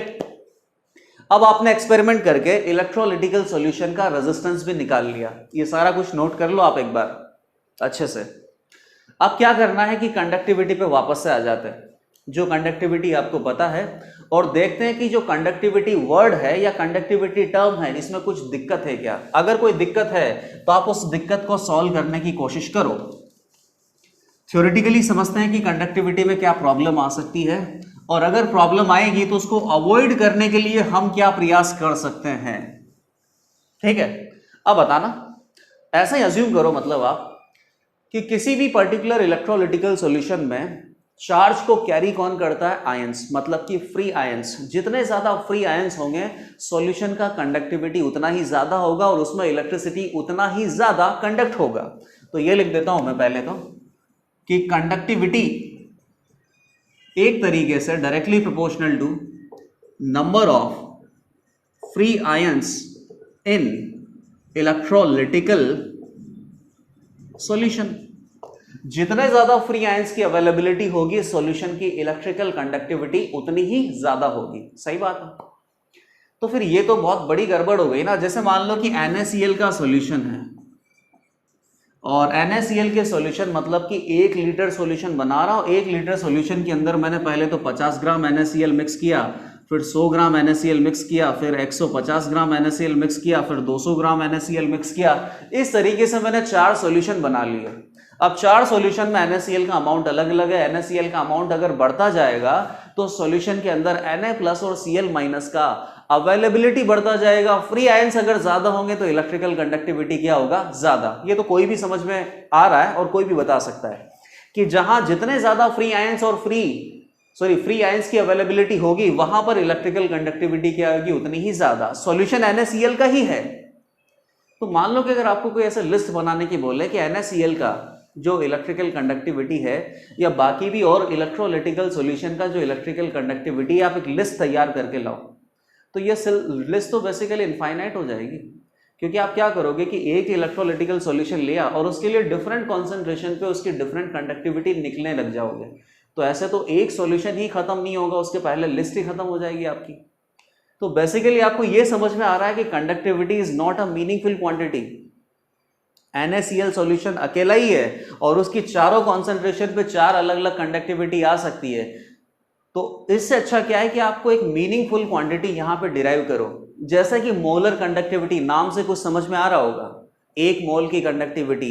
और अगर मान लीजिए कि 1 मोल सॉल्यूशन की कंडक्टिविटी आपको पता है, फिर आप चाहे कॉन्सेंट्रेशन कितनी ही कर लो, 1 मोल कर लो, हाफ मोल कर लो, 2 मोल कर लो, 10 मोल कर लो, 100 मोल कर लो, उस सॉल्यूशन की कंडक्टिविटी आप चाहे तो कोई मैथमेटिकल फॉर्मूला यूज करके निकाल सकते हैं। बार बार एक्सपेरिमेंट करने की जरूरत नहीं है। यहां तो आपको क्या करना पड़ेगा, चारों टाइम एक्सपेरिमेंट करना पड़ेगा, 4 डिफरेंट NaCl सॉल्यूशन का कंडक्टिविटी निकालना पड़ेगा। तो हम क्या करेंगे, एक बहुत अच्छी मीनिंगफुल क्वांटिटी को डिराइव करना चाहते हैं। That quantity is molar conductivity. ठीक है, कंडक्टिविटी हमेशा कॉन्सेंट्रेशन के साथ चेंज हो सकती है, लेकिन मोलर कंडक्टिविटी की अगर बात करें तो मोलर कंडक्टिविटी को डिफाइन हम इसी तरीके से करेंगे कि वो 1 मोल इलेक्ट्रोलिटिकल सॉल्यूशन के लिए आए। मोलर कंडक्टिविटी की वैल्यू से आप किसी भी कॉन्सेंट्रेशन के किसी भी सॉल्यूशन की कंडक्टिविटी निकाल पाए।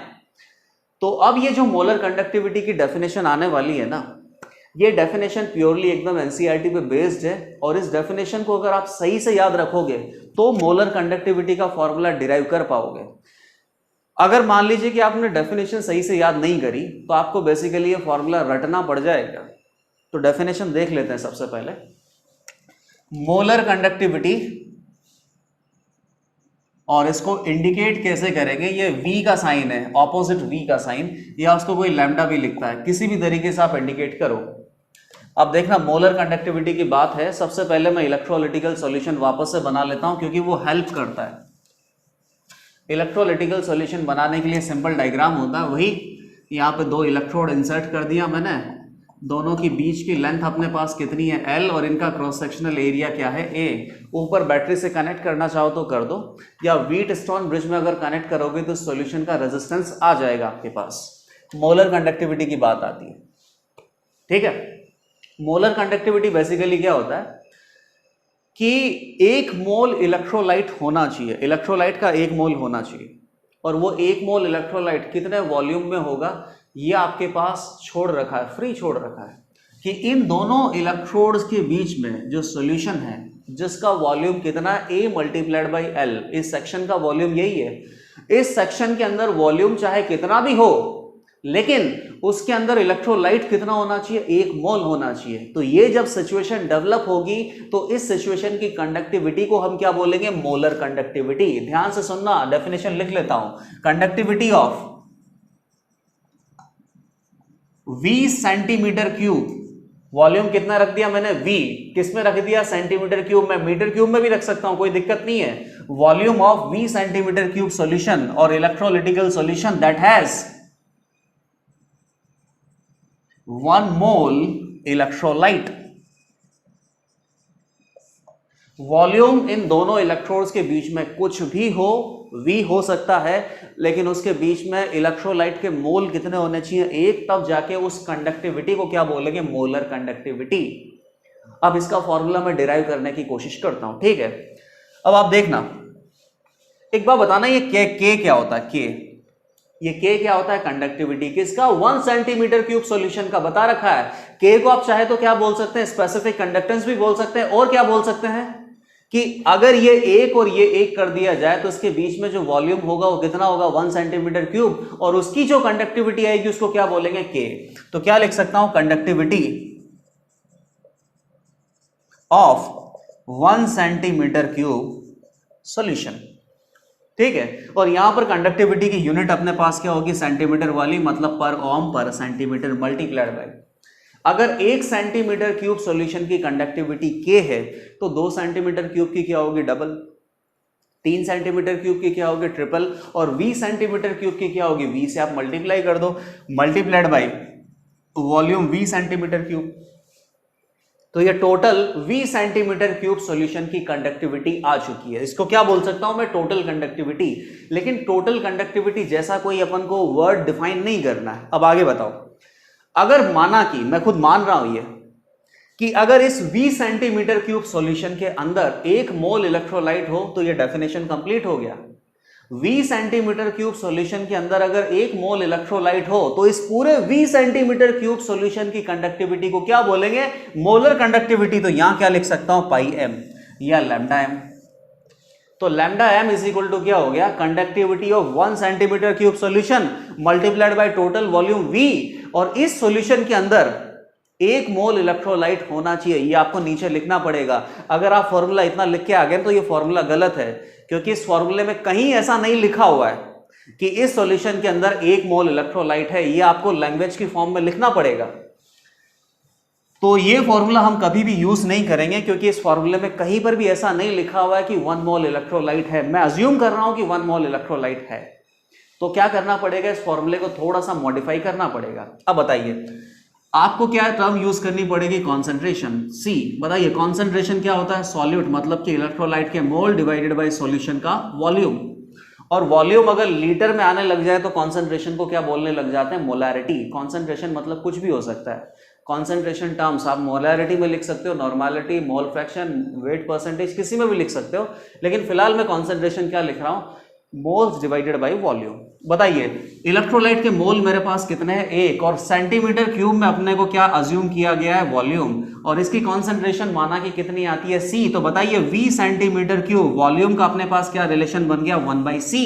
और यहां पर कॉन्सेंट्रेशन किसमें बेटा, moles divided bye centimetre cube में। मोल्स डिवाइडेड बाय लीटर में ये कॉन्सेंट्रेशन नहीं है। वैल्यू अगर आप यहां पे पुट करोगे तो मोलर कॉन्सेंट्रेशन कितनी आ जाएगी बताओ, कंडक्टिविटी के 1 सेंटीमीटर क्यूब का सॉल्यूशन, उसकी कंडक्टिविटी मल्टीप्लाइड बाय 1/C। तो ये मोलर कंडक्टिविटी का फॉर्मूला हो गया। और यहां पर मोलर कंडक्टिविटी के फॉर्मूले में आपको क्या चाहिए, बेसिकली कंडक्टिविटी चाहिए डिवाइडेड बाय कॉन्सेंट्रेशन। और यहां पर कॉन्सेंट्रेशन की जो यूनिट है वो क्या है, moles divided by volume. Volume किस में होना चाहिए, सेंटीमीटर क्यूब में।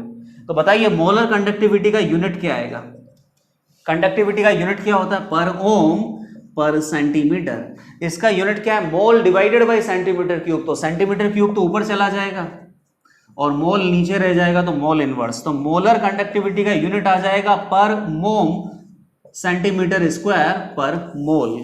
ये यूनिट याद रखना है, ठीक है। ये फॉर्मूला बन गया। अब दूसरी बात ये आती है अपने पास कि मुझे इस कॉन्सेंट्रेशन वाले टर्म में भी ये फॉर्मूला नहीं पढ़ना है, क्योंकि कॉन्सेंट्रेशन मुझे किस में यूज करनी पड़ेगी, मोल डिवाइडेड बाय सेंटीमीटर क्यूब में, जबकि कॉन्सेंट्रेशन आपको सॉल्यूशन कैसे रिपोर्ट किया जाता है इन टर्म्स ऑफ मोलैरिटी, और मोलैरिटी क्या होता है बेटा, मोल divided by volume, but volume किस में होता है, लीटर में होता है। ठीक है भाई, कॉन्सेंट्रेशन C को हटा के मैं क्या ले आता हूं, मोलैरिटी M लेके आता हूं, और कुछ नहीं करना होगा मुझे, तो बस एक रिलेशनशिप ड्रॉ करनी पड़ेगी। तो बताइए मोलैरिटी इज इक्वल टू क्या होता है, सॉल्यूट मतलब इलेक्ट्रोलाइट के मोल डिवाइडेड बाय सॉल्यूशन का वॉल्यूम, किसमें, लीटर में। आगे बढ़ो, molarity is equal to solute का मोल मैंने कितना कंसिडर कर रखा है, 1, और सॉल्यूशन का वॉल्यूम मैंने कितना ले रखा, 20 सेंटीमीटर क्यूब में, तो लीटर में कन्वर्ट करना पड़ेगा, तो 1000 का डिवाइड आपको करना पड़ जाएगा। ये वॉल्यूम किस में कन्वर्ट हो गया, लीटर में, मोल्स डिवाइडेड बाय लीटर, अपने पास क्या हो गया, मोलैरिटी हो गया। तो बताइए वॉल्यूम यहां से कितना रिलेशनशिप बन गया, 1000 डिवाइडेड बाय m। अब ये वॉल्यूम की जो वैल्यू है आप इनिशियल फॉर्मूले में पुट कर दो। इनिशियल फॉर्मूला क्या था, molar conductivity of any solution is equal to conductivity of 1 centimetre cube solution that has 1 mole electrolyte multiplied by volume v centimetre cube. तो इसमें v की वैल्यू आप पुट कर दो, तो v की वैल्यू अगर पुट करोगे तो k into 1000 divided by m हो गया। और यहां पर इस पर्टिकुलर फॉर्मूले में जो कॉन्सेंट्रेशन है वो मोलैरिटी के टर्म्स में ही प्रेजेंट करना पड़ेगा, और मोलैरिटी क्या होता है, moles divided by volume of solution in litre. तो आप चाहे ये फॉर्मूला इस्तेमाल करें चाहे ये फॉर्मूला इस्तेमाल करें, दोनों जगह कंसेंट्रेशन टर्म दे रखा है। यहां पे कंसेंट्रेशन टर्म क्या है, C, वहां पर कंसेंट्रेशन टर्म क्या है, मोलैरिटी M। ये फॉर्मूला इस्तेमाल करोगे तो C का आपको सही सही वैल्यू लिखना पड़ेगा। C का वैल्यू क्या लिखोगे, मोल divided by volume of solution in centimetre cube, या मोलैरिटी का वैल्यू क्या लिखोगे, मोल divided by volume of solution in litre. बाकी दोनों से आंसर एक ही आएगा। कंडक्टिविटी का यूनिट क्या है, पर ओम पर सेंटीमीटर, और मोलर कंडक्टिविटी का यूनिट क्या आएगा, पर ओम सेंटीमीटर स्क्वायर पर मोल। सही, अच्छी बात है। इन तीनों फॉर्मूलेस को मैं वापस से एक जगह लिख लेता हूं, क्योंकि ये फॉर्मूला मैं वापस से डिराइव करने वाला हूं, और इस बार स्टैंडर्ड यूनिट में डिराइव करूंगा। वापस से डिराइव करेंगे, इससे क्या होगा, कंसेप्ट की क्लियरिटी आएगी, मेथड एकदम सेम होगा, डेरिवेशन भी एकदम सेम आएगा, लेकिन फॉर्मूला थोड़ा डिफरेंट आ जाएगा क्योंकि यूनिट्स हम डिफरेंट कर रहे हैं। तो बताइए फॉर्मूला अपने पास क्या था, molar conductivity of any electrolytical solution is conductivity of 1 centimeter cube solution multiplied by total solution v centimeter cube that has 1 mole electrolyte। तो ये फॉर्मूला यूज कर सकते थे अपन, या फॉर्मूला क्या यूज किया, कंडक्टिविटी डिवाइडेड बाय C, या formula क्या यूज किया, conductivity into 1000 divided by molarity M। और यहां पर ये जो कंडक्टिविटी थी ये क्या थी, 1 सेंटीमीटर क्यूब सॉल्यूशन का कंडक्टिविटी। इसी तरीके से मैंने डिफाइन किया था यूनिट्स के साथ। अब मैं बेसिकली वापस से आ जाता हूं। इस बार मैं कंडक्टिविटी की जो यूनिट है वो स्टैंडर्ड यूनिट लेता हूं, और स्टैंडर्ड यूनिट लेने से क्या हम फॉर्मूला डिराइव कर पाएंगे, क्या फॉर्मूला किस तरीके से बनेगा, अगर एक बार में समझ में आ गया तो वापस से हम इसको डिराइव कर सकते हैं। तो वापस वही इलेक्ट्रोलिटिकल सॉल्यूशन बनाना है। एरिया A है, लेंथ L है, एरिया A है, इलेक्ट्रोड्स को इलेक्ट्रोलिटिकल सॉल्यूशन में डिप कर दिया है। ठीक है, कंडक्टिविटी इज इक्वल टू क्या होता है, G into L by A। L और A का वैल्यू अगर 1 मीटर और 1 मीटर स्क्वायर हो जाए तो ये कंडक्टिविटी का यूनिट अपने पास क्या आएगा, पहले तो ये देख लो, कंडक्टेंस का यूनिट होता है पर ओम, और यहां से आ जाएगा पर मीटर। ठीक है, आगे कंडक्टिविटी किसके बराबर हो जाएगा, L और A का वैल्यू 1 हो जाए तो स्पेसिफिक कंडक्टेंस के बराबर। स्पेसिफिक कंडक्टेंस, ये आपको पता ही है कि L और A का वैल्यू 1 और 1 हो जाए तो रेजिस्टेंस को बोलते हैं स्पेसिफिक रेजिस्टेंस, कंडक्टेंस को बोलते हैं स्पेसिफिक कंडक्टेंस। आगे बढ़ते हैं, L और A अगर 1 हो जाए तो इसका मतलब क्या हो गया कि ये जो सेक्शन है अपने पास, ये जो हिस्सा है, इस हिस्से का वॉल्यूम कितना हो गया बेटा, 1 metre cube, area multiplied by length. तो इस 1 मीटर क्यूब सॉल्यूशन की जो भी कंडक्टिविटी है उसको आप क्या बोलना पसंद कर रहे हो, K। तो क्या लिख सकता हूं मैं, conductivity of 1 metre cube solution, उसको क्या बोलूंगा के। कब आपको 1 मीटर क्यूब सॉल्यूशन की कंडक्टिविटी अज्यूम करनी है, जब आपके पास यूनिट ये हो, और यूनिट अगर पर ओम पर सेंटीमीटर हो तो वो कंडक्टिविटी किसकी होगी, 1 सेंटीमीटर क्यूब सॉल्यूशन की। अब आ जाते हैं मोलर कंडक्टिविटी पे। तो मोलर कंडक्टिविटी क्या होगा, conductivity of a solution of volume, volume कितना भी चलेगा लेकिन इलेक्ट्रोलाइट कितना होना चाहिए, 1 मोल। कहां, इलेक्ट्रोड्स के बीच में। तो वॉल्यूम कितना चलेगा, लेट अस से कि V मीटर क्यूब। इस बार वॉल्यूम मीटर क्यूब में ले आता हूं। Conductivity of a solution of volume V metre cube that has 1 mole electrolyte. तो यहां से मेरे पास 1 मीटर क्यूब सॉल्यूशन की कंडक्टिविटी क्या है, K, और V मीटर क्यूब सॉल्यूशन की कंडक्टिविटी क्या आएगी, total V metre cube. Volume से मल्टीप्लाई कर दो तो ये अपने पास क्या आ गया, टोटल कंडक्टिविटी। और अगर इस सॉल्यूशन के अंदर 1 मोल इलेक्ट्रोलाइट है तो इस कंडक्टिविटी को क्या बोलने लग जाऊंगा, डेफिनेशन के अकॉर्डिंग मोलर कंडक्टिविटी। तो मोलर कंडक्टिविटी का ये फॉर्मूला बन गया। बस यहां पर कंडक्टिविटी का यूनिट क्या होना चाहिए, पर ओम पर मीटर, और वॉल्यूम किस में होना चाहिए, मीटर क्यूब में, और सॉल्यूशन के अंदर क्या होना चाहिए, 1 मोल इलेक्ट्रोलाइट। अब आगे बढ़ते हैं। वॉल्यूम के टर्म में नहीं लिखूंगा क्योंकि इस फॉर्मूले में से मुझे कहीं पे भी समझ में नहीं आ रहा, ये फॉर्मूला तो बस अंडरस्टैंडिंग के लिए है। इस फॉर्मूले के साथ एक लाइन लिखनी चाहिए। क्या लाइन लिखनी चाहिए कि इस वॉल्यूम के अंदर क्या प्रेजेंट है, 1 मोल इलेक्ट्रोलाइट प्रेजेंट है। लाइन में नहीं लिख रहा हूं, बस फॉर्मूला लिख रहा हूं। तो फॉर्मूले में तो कहीं नहीं दिख रहा है कि 1 मोल इलेक्ट्रोलाइट है। अब आपको 1 मोल इलेक्ट्रोलाइट का अगर प्रॉब्लम सॉल्व करना है तो वॉल्यूम की जगह कौन सी टर्म यूज करनी पड़ेगी, कॉन्सेंट्रेशन। तो बताइए, concentration C is equal two moles of solute divided by volume of solution. तो मोल्स कितने अज्यूम करने, 1, वॉल्यूम ऑफ सॉल्यूशन कितना है, V मीटर क्यूब। तो बताइए V इज इक्वल टू कितना आ जाएगा, 1/C, और यहां पर कॉन्सेंट्रेशन किसमें, मोल अपॉन वॉल्यूम किसमें है, मीटर क्यूब में। ठीक है, एकदम वही फॉर्मूले बन रहे हैं, बस इस बार यूनिट्स डिफरेंट आ रही है। तो आगे सॉल्व करते चले अब इसको।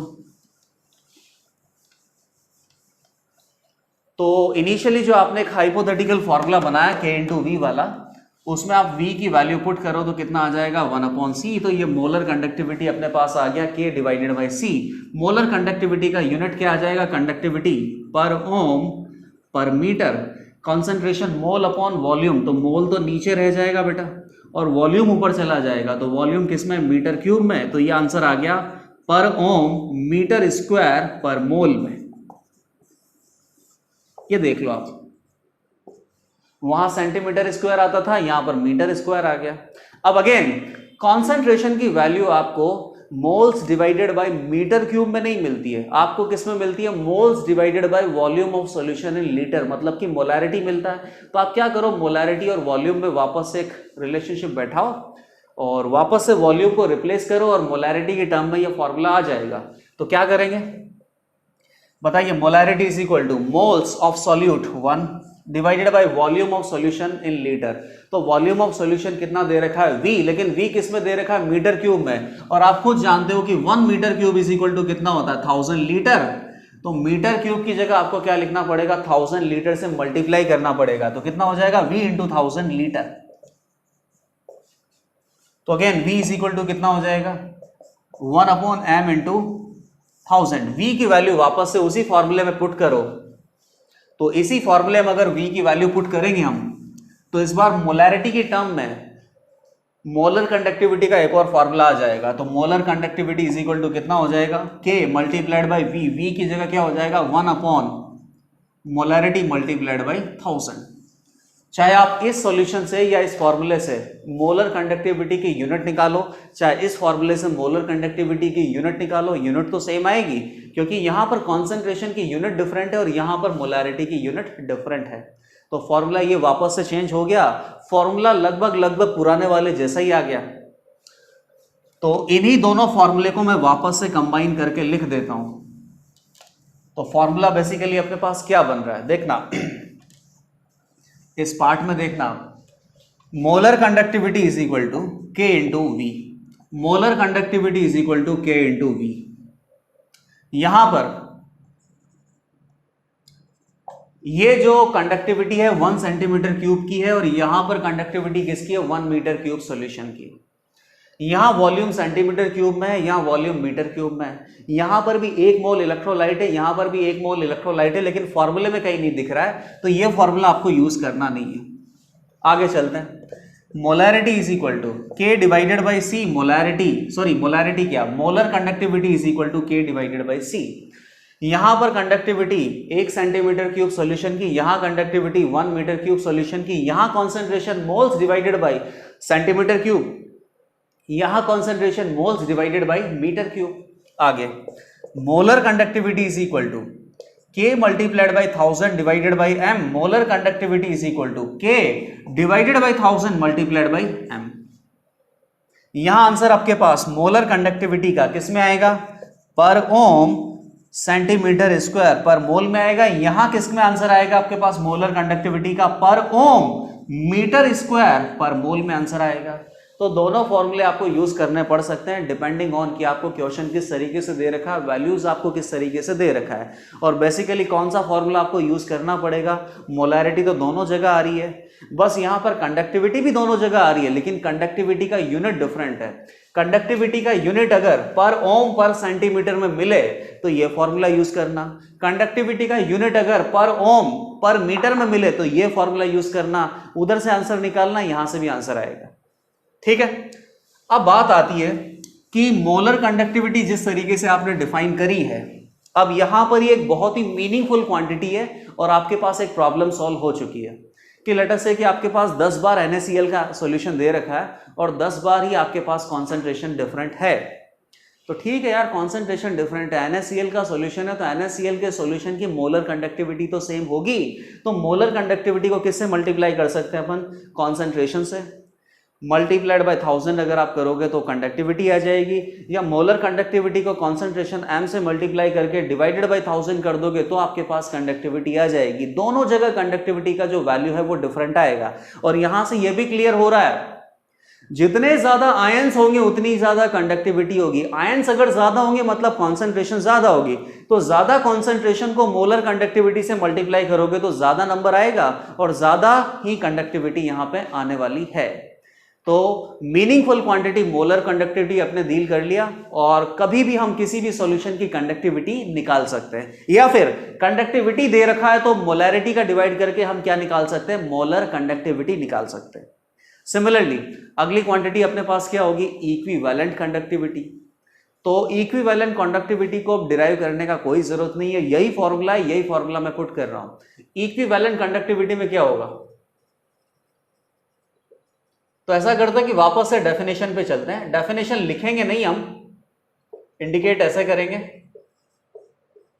लेकिन आपको डेफिनेशन तो पता होना चाहिए। तो इक्विवेलेंट कंडक्टिविटी का डेफिनेशन क्या होगा कि वही इलेक्ट्रोलिटिकल सेल है, इलेक्ट्रोलिटिकल सेल के अंदर इलेक्ट्रोड्स के बीच का वॉल्यूम कितना होना चाहिए, कुछ भी, V सेंटीमीटर क्यूब या V मीटर क्यूब, लेकिन इसके अंदर इलेक्ट्रोलिटिकल सॉल्यूशन कितना होना चाहिए, 1 इक्विवेलेंट। तो उस सॉल्यूशन की जो कंडक्टिविटी आएगी उसको क्या बोलेंगे, इक्विवेलेंट कंडक्टिविटी। जहां पर इक्विवेलेंट आ जाएगा वहां पर कॉन्सेंट्रेशन टर्म में मोलैरिटी की जगह क्या आ जाएगा, नॉर्मैलिटी। तो फॉर्मूला क्या बनेगा बेटा, equivalent conductivity is equal to K into 1000 divided by normality, या फॉर्मूला क्या बन सकता है, K divided by 1000 into normality.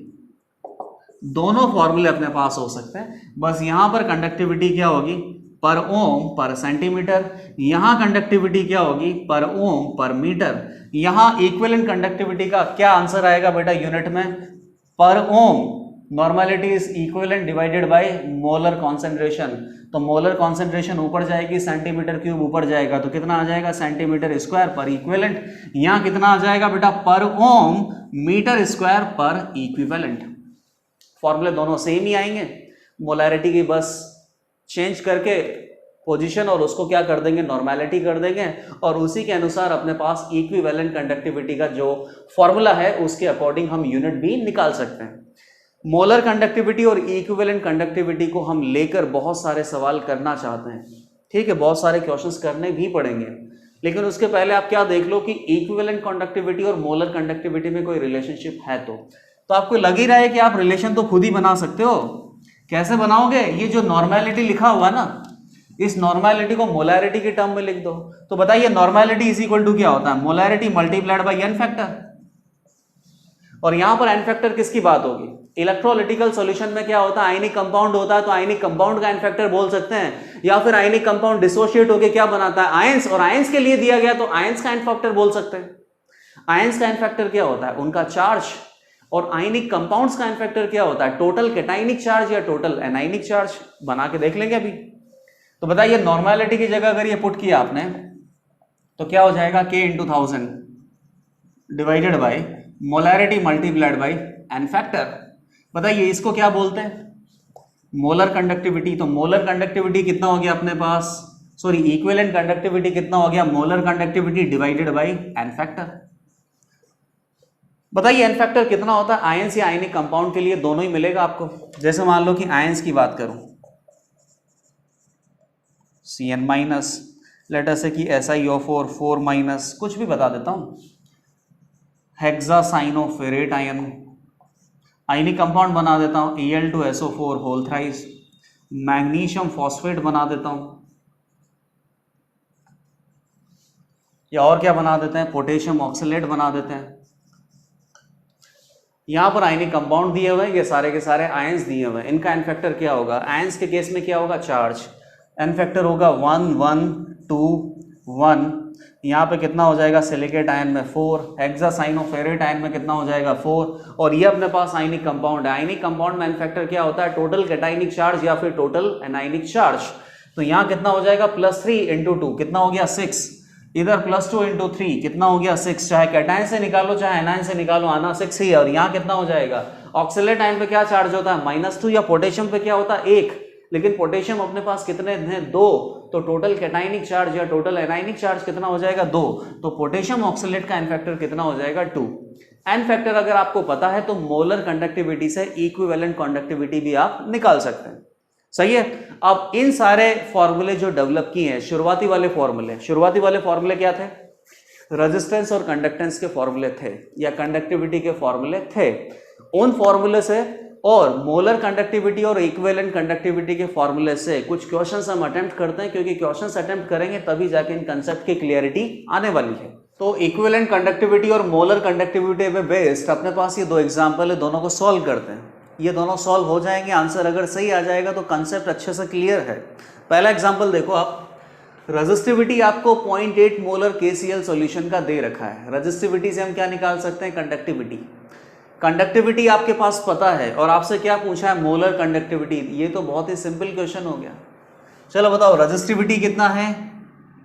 2.5 into 10⁻³ Om centimetre.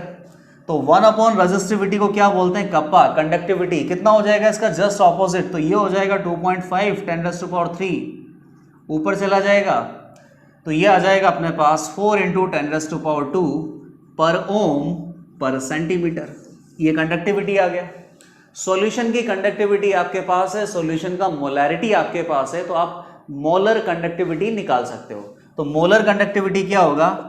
K multiplied by 1000 divided by M, और K divided by 1000 into molarity. कौन सा फॉर्मूला यूज करेंगे? जहां 1000 ऊपर होगा, क्योंकि यहां पर कंडक्टिविटी किसकी होती है? 1 सेंटीमीटर क्यूब सॉल्यूशन की होती है, और उसका यूनिट क्या होता है? पर ओम पर सेंटीमीटर। यहां कंडक्टिविटी किसकी होती है? 1 मीटर क्यूब सॉल्यूशन की होती है, और कंडक्टिविटी का यूनिट क्या होता है? पर ओम पर मीटर। ठीक है, आगे बढ़ते हैं इसी फॉर्मूले से। तो K हो गया अपने पास 4 इंटू 10⁻²। यूनिट लिखने की जरूरत नहीं है, क्योंकि सारी यूनिट्स में अभी आंसर वही आएगा अपने पास मोलर कंडक्टिविटी का, सेंटीमीटर की यूनिट्स में। आप चाहें तो पूरी यूनिट्स भी लिख सकते हैं, कोई फर्क नहीं पड़ेगा। Multiplied by 1000 divided by solution का अपने पास मोलैरिटी कितना है? 0.8 मोलर। मोलर क्या होता है? Moles divided by volume in litre. तो ये मोलर कंडक्टिविटी का आंसर अपने पास बन जाता है 10⁻, कितना हो गया ये? 5 डिवाइडेड बाई 0.2, 5 इंटू 10⁻5।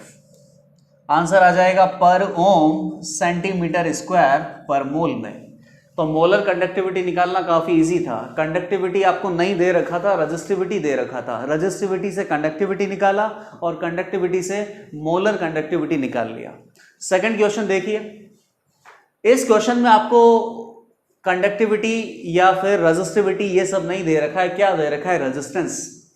तो एक बात बताना, रेजिस्टेंस से क्या आ सकता है अपने पास? रेजिस्टेंस से आ सकता है कंडक्टेंस।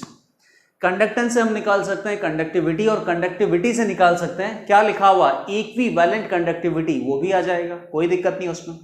तो बताइए रेजिस्टेंस का दे रखा है 50 ओम, तो कंडक्टेंस क्या होता है? 1 अपॉन रेजिस्टेंस कितना हो जाएगा? 1/50, मतलब कि 2 × 10⁻²पर ओम।